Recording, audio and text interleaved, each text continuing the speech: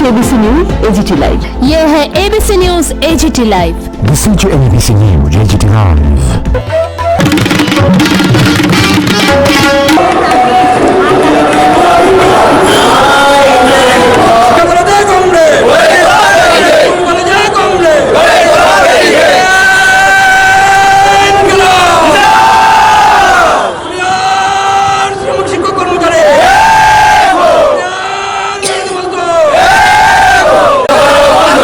চুক্তির মাধ্যমে শিক্ষক কর্মচারী নিয়োগ বন্ধ করো, সমস্ত আউটসোর্সিং বন্ধ করো।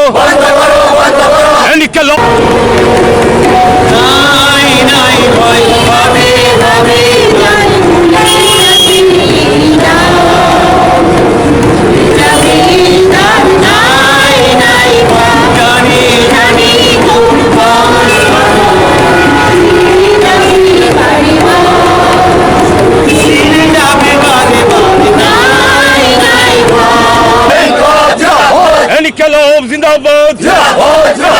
অবিলম্বে 28% দিয়ে দিতেই হবে, অবিলম্বে বকেয়া মহার্ঘ দিতেই হবে।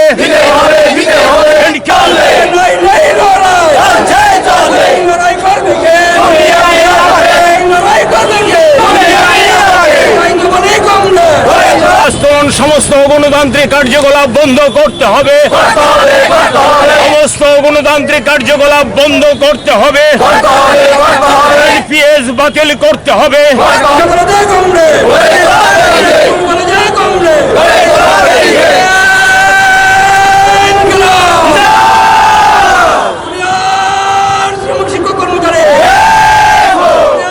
কিছু সংগঠন এবং কিছু কিছু জনবিচ্ছিন্ন নেতৃত্ব তারা সোশ্যাল মিডিয়াতে বা কেউ প্রেস মিট করে একটা বিভ্রান্তি ছড়ানোর চেষ্টা করছে, বলছে যে সমন্বয় কমিটি, যদিও এরা সমন্বয় কমিটি টিজিটিএ হয়তো এগুলিও বুঝতে পারে না।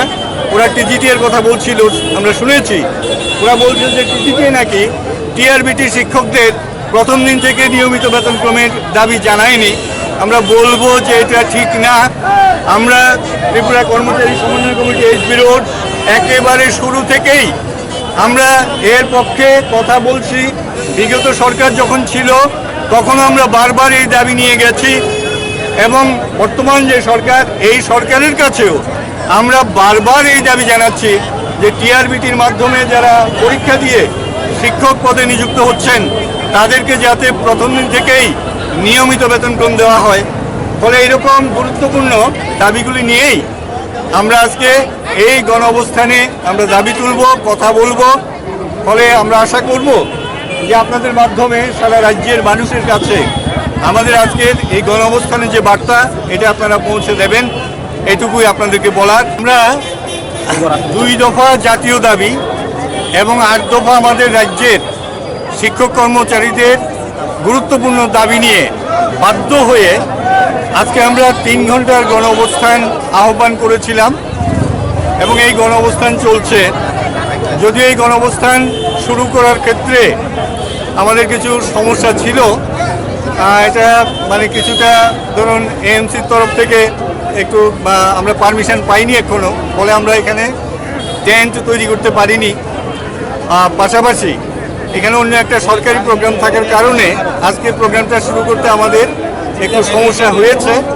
যাই হোক, আমাদের কমরেডরা তারা আমাদের সাথে সহযোগিতা করছেন।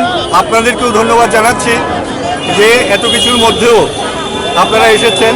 আমাদের এই কর্মসূচিকে সারা রাজ্যের মানুষের সামনে তুলে ধরার যে প্রয়াস আপনারা নিয়েছেন, এর জন্য সংগঠনের তরফ থেকে আপনাদেরকে অভিনন্দন জানাচ্ছি।